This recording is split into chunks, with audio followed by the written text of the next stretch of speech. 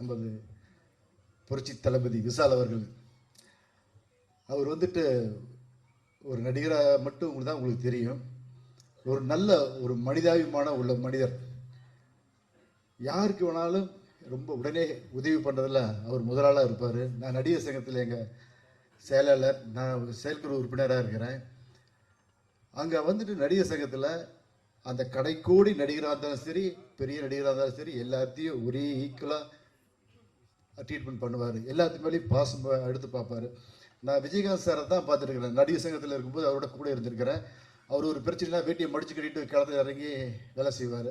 அதே மாதிரி விஷால் சார் வந்துட்டு எந்த விஷயம் வந்தாலும் இறங்கி போல்டாக இறங்கி வேலை செய்வார். 2 பேர்த்துக்கு உள்ள டிஃப்ரெண்ட் என்னென்னா, விஜயகாந்த் சார் கோவப்படுவார், விஷால் சார் கோவப்பட மாட்டார். அதுதான் டிஃப்ரென்ஸ். அப்புறம் இங்கே படத்தில் நடித்த